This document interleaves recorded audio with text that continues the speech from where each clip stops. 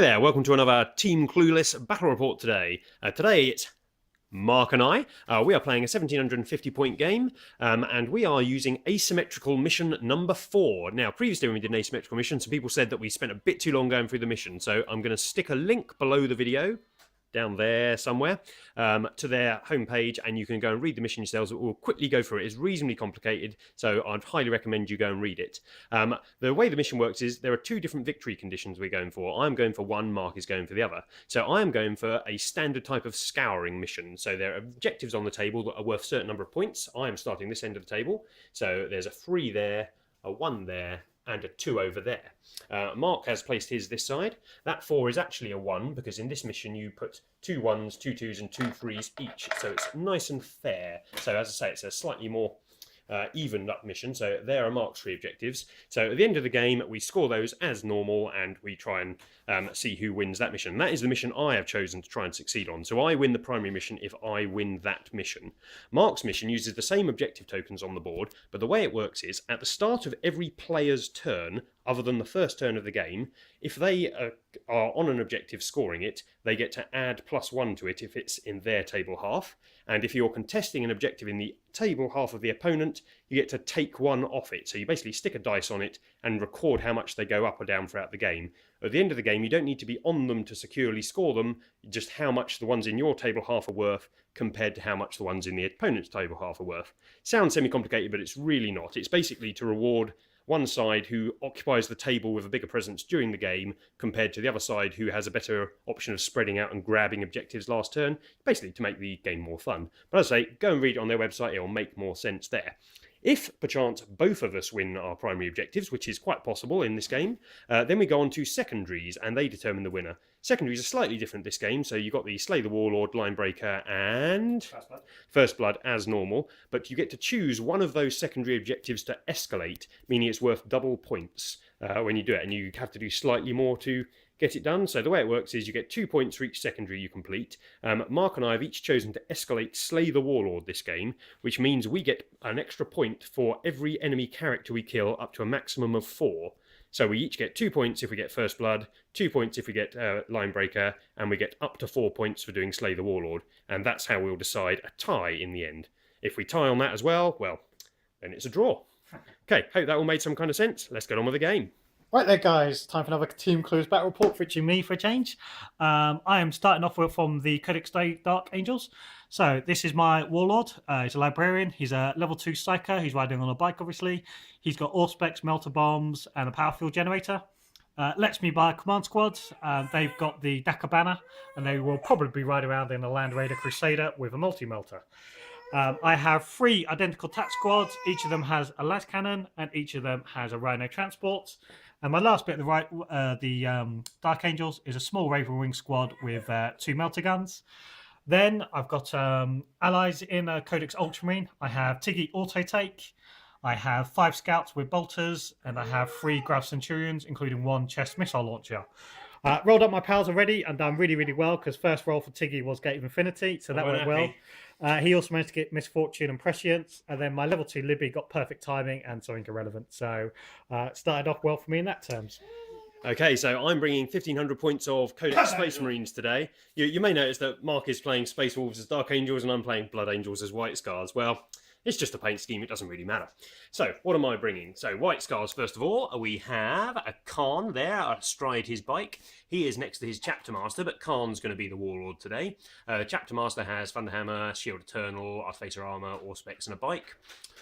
They've got a Command Squad to rock around with. There are 3 Plasma Guns in there and an Apothecary.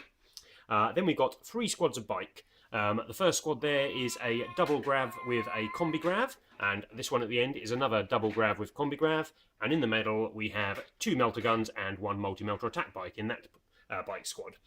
We have also got 2 Storm Talons with Skyhammer missiles as part of the White Scars force, and then we move on to the Iron Hands Clan Raukaan, as you have to say it.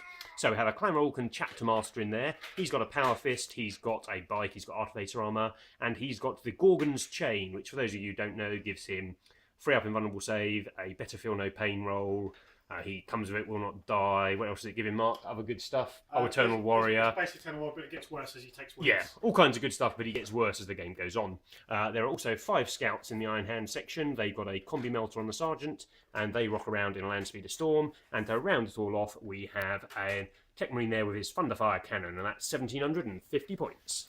Okay, so we've rolled our game rolls. It's going to be Night Fighting turn 1. I've got first turn, so I'm deployed down here. I basically deployed all of my bikes in a big long line along there and have scouted forward 12 inches. You can see my Thunderfire cannon is hiding up there. Mark cunningly took advantage of the ruin with his big teleporting squad of death, just so I can't orbital bombard him turn 1, which would have been game over if I could have done. And he's got all his tanks arranged around it, getting the 4-up invulnerable save from the power field generator on his librarian. He's put his scouts at the back there, and he's spread some tacks out over there, and some are still in all their rhinos and such. So I've scouted forward, and my plan is going to be obliterate the squad down there before it can kill me. Mark is now going to try and steal initiative on a 6. This is a very important roll. I don't want him to do it. He has not done it. Thank God for that.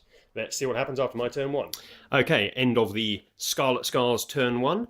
I basically moved everything forward. I'd already scouted 12 inches forward to here, and then on my turn I converged the command squad with plasma there and the 2 grav squads in the centre here. Mark has no template weapons in his army, so I was quite happy to bunch up. They basically all converged in a formation around his squad of Centurions with the 2 librarians there who are going to be bouncing all over the table, killing me with Ignore's cover. I managed to kill all 3 of the Centurions with combined fire from my entire unit. I wiped them out really quickly with just the grav squads, and then I focused on the 2 librarians with the plasma squad, but unfortunately Mark made more or less all his saves there, but that made up for his bad luck with his Centurions earlier, so I'm quite happy with that. And then over there my melter squad moved forward and got 2 melter gun shots on the front of a rhino.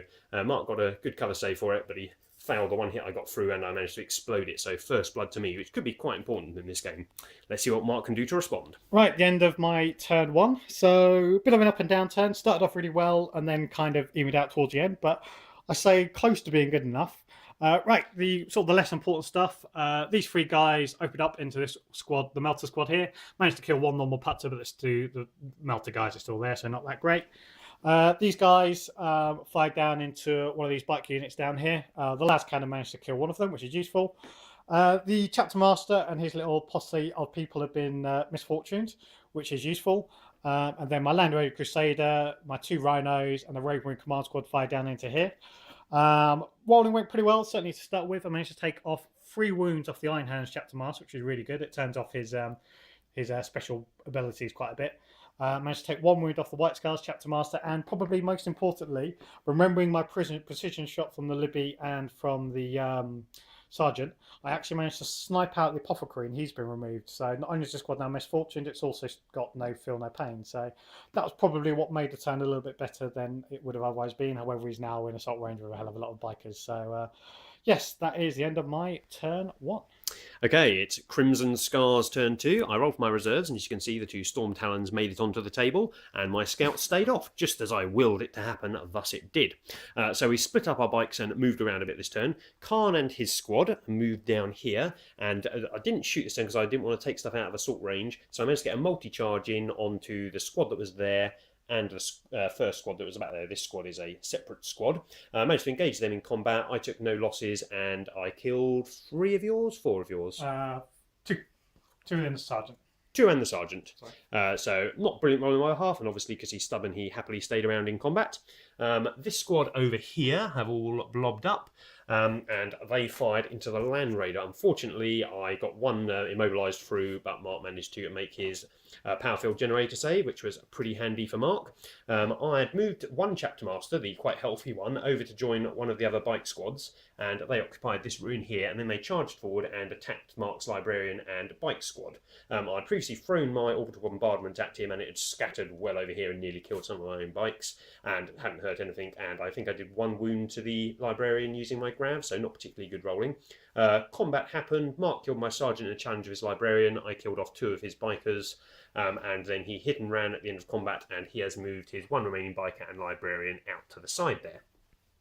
I moved my other chapter master to the back there. Oh, I haven't rolled my it will not die. I'll do that in a moment.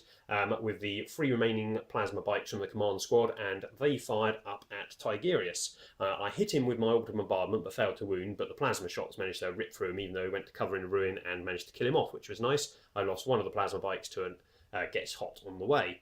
My 2 Storm Talons fired down at the 2 Rhinos. Didn't really do anything to them. I think I've taken 1 whole point off 1 mark. No, you missed everything. No, didn't do anything. Oh yeah, because he had the power field generator sage, which was pretty sweet. So that's been really good for Mark this turn. So I think a reasonably even turn there. As far as the objectives go, this is one of Mark's objectives, which have got the cumulative victory points, and the dice we put off to the side are negative numbers. So I've taken 1 off of one of Mark's objectives, and this objective over here I held at the start of my turn, so I added 1 to that one.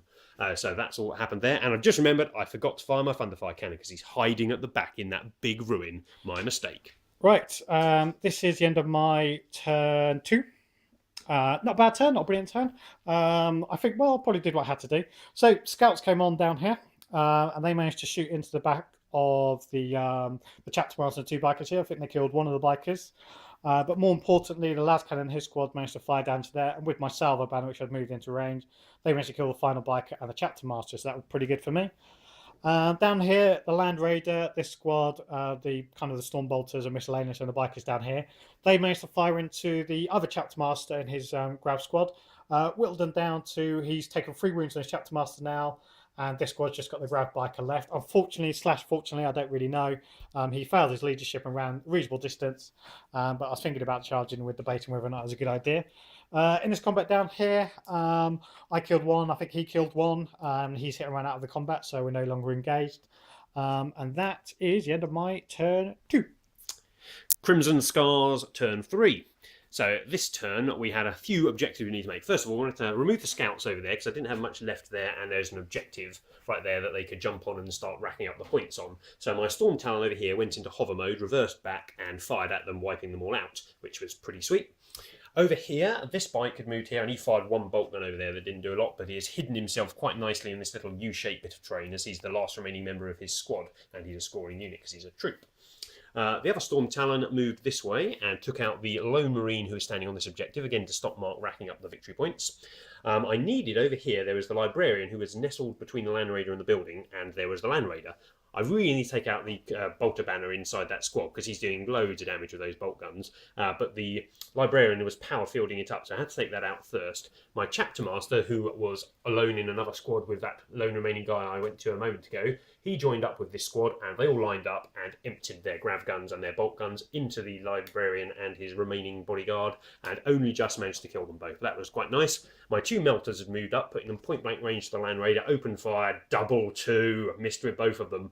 So that's quite pivotal there.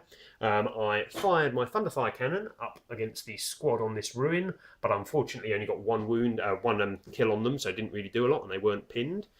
Khan had separated himself off over here and charged this squad. Obviously he wants to kill them, but it was mainly to stop Mark gaining another 4 bolt guns with the bolter banner on me. So he's tied them up. Unfortunately, he took a wound and only killed 1 of the opposing Marines, but his hit and run should probably get him out of combat at the end of the turn and let him go and wreak havoc elsewhere.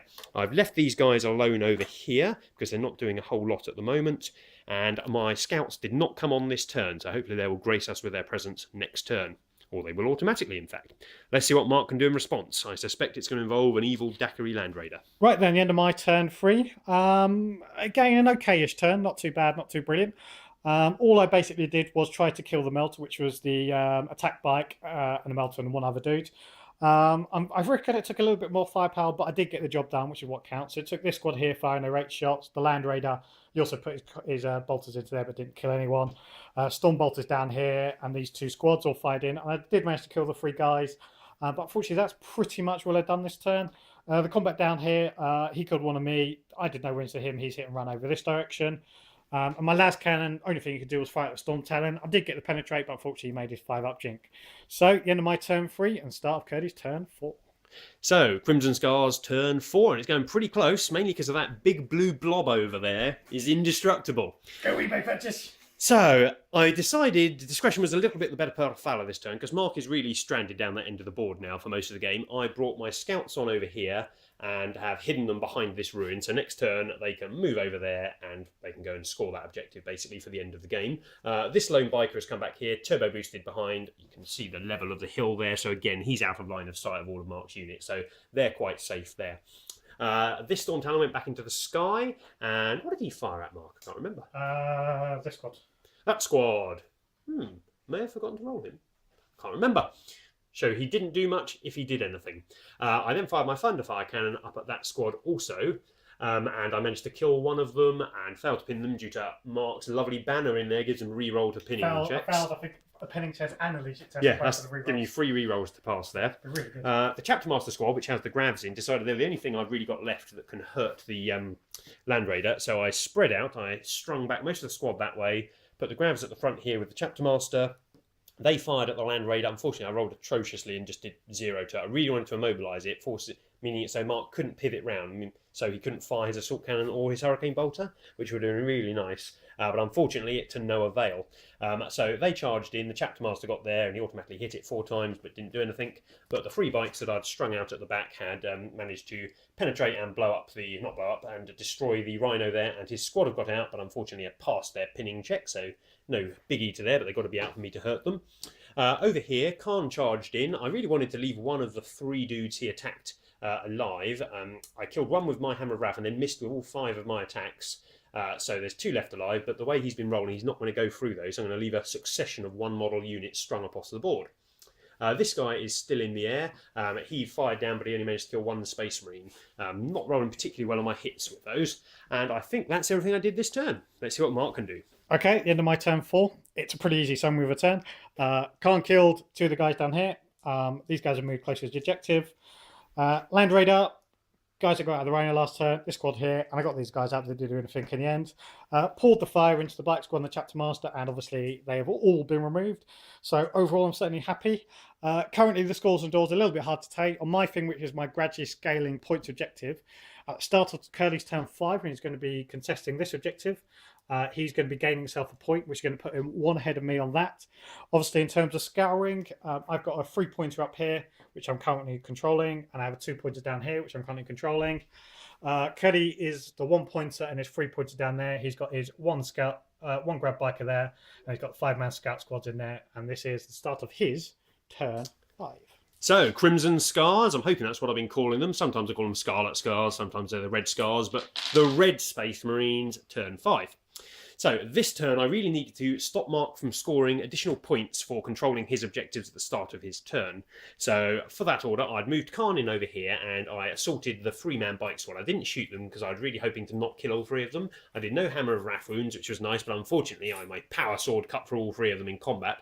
So Khan is sitting out in the open, which means he is bait for being shot. He's my line breaker and he's contesting that objective. So if Mark can get him off that objective, he's going to score it with his 2 Space Marines down there. They may be pinned because they've gone to ground, but unfortunately they're still within range. He had his squad up here, which was going to add a point to this objective this turn, so I decided that was where I needed to put my fire.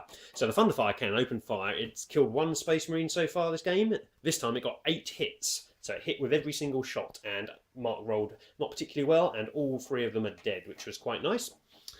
This one down here had manoeuvred, both of the Storm Talons are in hover mode, while I remember.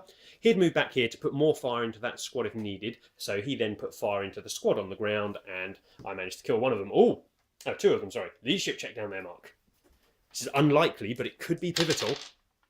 No, he's passed. What a shock. He's got his banner nearby if needed. I've dropped my scouts off at the back of the table, scoring me my 3-point objective, and my bike is still hiding there, scoring a 1 point, which is underneath that dice. And this turn he also gave me 1 towards Mark's primary, so I'm reasonably confident of winning that one. Over here, this Storm Talon, because we may not have mentioned earlier on in the video, quite possibly not, fast attacker scoring this game, so my 2 Storm Talons are scoring. So he has flown next to that 1-point objective there as well, and he opened fire down on these 2 Space Marines. I got 7 wounds through on them, but they went to ground and made all of their free-up saves. That was my turn done. Let's see what Mark has in response. Do we want to go through victory points now, actually? Yeah, do you want to me talk or you talk? You talk, because you just did it all. Okay, so on my primary, which is a scoring points one, I currently have 3 points built up here. Yep. And that's all I've got. -1 there. Yep, so I'm scoring 2 points for my objectives in total. And -1 there. -1 there, so I'm on 1 point, and then he's got another -1 here, another -1 there. So they're actually +1s for me, which works out. So I'm winning that one at the moment. So I'm winning Mark's, but it doesn't matter if I win Mark's. It just if Mark doesn't win his, and it's the same with mine. So if I've chosen primary as the normal scouring points, so I'm going to be getting 3, 4, and then depending on if Mark kills the Storm Talent, I'll be on 5. And Mark, let's assume he kills my Chapter Master with his billion, but my Khan of his billion bolters. Mark will have 2, and assuming he makes it up this ruin, he will have 5 as well. So neither of us will have won our primary choices, which means we go on to secondary. Now, what are the scores on the doors on secondaries, Mark? Secondary, so Curly got first blood, obviously impossible to get. I did with the Rhino over there. Yep. On the other one, Line Breaker, it looks like it's going to be a possibility for me to get it. Yep, Mark's not going to get any of this stuff down this end of the table. Yep, and then the assumption is I'm going to kill Khan this turn. Yep, which if he doesn't kill Khan, I've won anyway, just on objectives. Yep, so it looks like Curly's not going to be able to get Line Breaker. Thus, then it goes down to Escalated Warlord. We have both killed 4 character models, which could be sergeants and stuff like that. So we're currently on that. So Curly currently, if I kill Khan, is going to win on secondaries. Secondary objective by 1 point if it ends on turn 5. Yeah, so we shall see what happens at the end of Mark's turn. Right then, this is the end of my turn 5. Basically, relatively-ish predictable. What kind of happened down here is all the firepower from the Land Raider was more than enough to kill Khan. I hit 4 times my assault cannons into Storm Talon. I got 1 glance through, and unfortunately, he made his jig save. I had no other firepower really to do anything else. And then I had the last cannon shot, rolled the 6 because I went to ground, got that through, rolled the 6 to pen. He failed his jig save, but then I rolled a 2. So he can't move or shoot this turn. So at the moment, the game is as we kind of predicted, which is whereby we're drawing on the normal kind of objectives, and then Cody has amassed enough points to be beaten on mine. So currently, Cody's winning the game on secondary objectives. On first blood. So on a 1 or 2, game ends. Boom, game continues. Okay, so it is Red Scars, Crimson Scars, Scarlet Scars, turn 6. So this turn, because I'm reasonably safe on my 2 objectives down here, giving me 4 points, and I'm going to always be ahead of Mark on the tallying up of his objectives, I need to take him off one of mine so I win the game on my primary when the game ends. So he had 2 Space Marines down here, these are my prime target. I've got my 2 wondrous Storm Talons who have been great all game long, and my Thunderfire. My Thunderfire fired down and killed the closest model. That meant Mark's other guy was not going to be within range of contesting the objective, meaning he couldn't go to ground when I fired my 2 Storm Talons at him. He survived the first one shot, but the second one piled in, put 7 wounds on him, and he failed to save, thus taking him out. It's unlikely Mark's going to be able to come back from this, but we'll have to see what he can do. I've moved my land speed to Storm up, just in case I want to do some contesting next turn. Right. Let's see.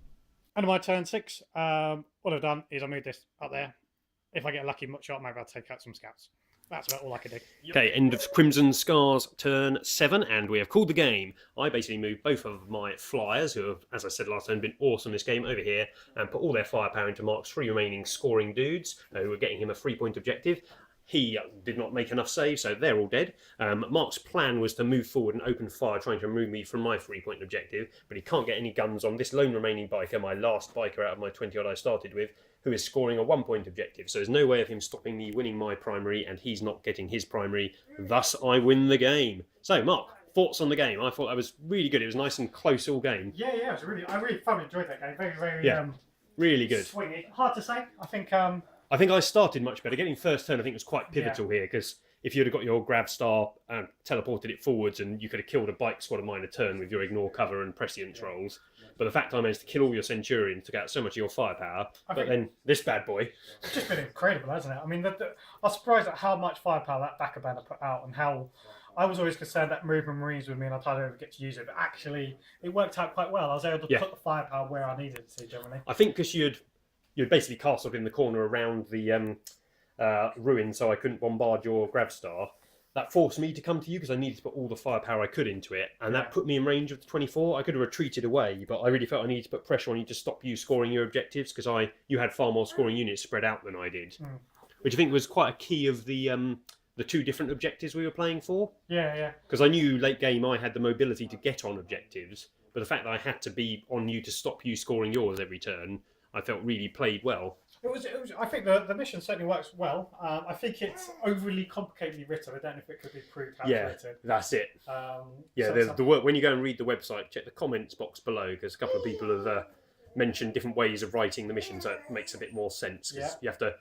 It's a little bit of Mark and I had to have a discussion before the game to make sure we both understood exactly how it was going to run, and still halfway through we had a little bit where we were unsure about how it worked. So worth reading thoroughly. I think overall the game, I think the list, it worked out really well. I'd say probably the only dice roll that mattered in the end maybe was you get first turn. Yeah, that was the most important die roll. There was a couple when I wanted to kill the multi-melter and where I failed, but there was also the couple on my chapter master on his last wound where I passed, which would have reduced my orbital bombardments. I think luck-wise it probably worked out reasonably. Yeah, I think it was pretty even throughout. Yeah, I don't think it was fully complain or fully embrace luck. I mean, I lost my Centurion die really quickly. Yeah, that was really bad rolling turn 1. But then you butchered my chapter master's turn 2, so it swings, doesn't it? Swings and roundabouts. So I'm happy with the list. You're happy with yours? I need more anti-tank in mine. The fact that the Land Raider has not taken a whole game means there's not enough anti-tank in mine. Yeah, I mean, the Ravenwing Biker is almost an add-on, because that was just because I don't have 4 Centurions, and I'm debating whether or not that's a better option or not, really. I quite like the mobility, and the melter. I'd really like to stick a Ravenwing Librarian in my list, but I'm not sure how I'm going to do it as yet. Possibly, if we're basically practicing for a tournament that we're going to be going to in a couple of months, and if you're not using your Space Wolves, Mark, I might steal your Space Wolf, Libby. What, you want to live on a bike, though, don't you? Yeah, Space Wolf. You got a Space Wolf on your bike? No. Oh, well, get building one. Sorry, yeah. I'm making you Libby for your code. Damn it, I won't be doing that.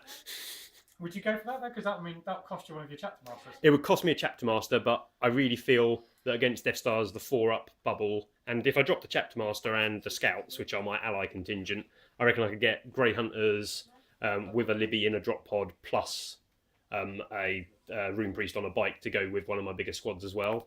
And I think the prescience makes such a big difference when you're firing off 12 or 9 grav gun shots or 6 plasma shots, and the orbital bombardment. It's like having an extra orbital bombardment, just being able to re-roll the first. And a 4+ and I could be incredibly powerful. Yeah, exactly. I think that'd be more. I mean, the only reason I haven't got that in the base list is because I don't have the models, but the chapter masters didn't do as good a job at tanking as I'd hoped. Yeah. I mean, we're still waiting back to hear from the tournament whether we can use Inquisition. If we can use Inquisition, I'm taking double Land Raiders and a massive Bike Star instead. Which is a completely different style. Which is a completely different style of list. See, I'm interested in this one because I'm debating this one or a more traditional Ravenwing list. But this list was interesting to play, definitely. First time I played the Dakar Banner properly, and it was really powerful. Yeah. Really powerful. Puts a lot of shots out, isn't it? Yeah. I mean, I'm only running 1 Land Raider, so it gives me plenty of attack squad. So I don't know. I really like this. That just the amount of firepower that kicks out. That's one of the reasons I want to use the Inquisition in my list, is because I get to take the Inquisitorial Land Raider with side bolts, so it's even more fire. Well, not more firepower than the Dakar Banner one, but puts out a huge amount of high strength firepower. High strength firepower, and it's hard to kill. Yeah, there's so few stuff that can hurt AV-14 all round, that just makes a massive difference. If you come up against an opponent that can't deal with it, it's just incredible what that could do. It's just because you pinned me so far back. I spent so long chewing through your bikers, because that toughness 5 probably helped you out an awful lot. Yeah, an awful lot. And I felt my las cannons were reasonably useless against you. I mean, that was not a huge amount. But obviously, we both had weapons that did help. Yeah, that's it. I mean, both of our armies are pretty much decimated on the table. I've got 5 scouts and a biker left, plus some vehicles, and you've got a Land Raider and an immobilised Rhino. Yeah, so I suppose good game, close game. Just in case anyone's listening wants to come to tournament, the tournament we're talking about going to is the COG 1750 tournament at the 40k shop in Colchester, England. So fancy popping down, it'll be a great day. Thanks for watching, everybody. Thanks for the game, Mark.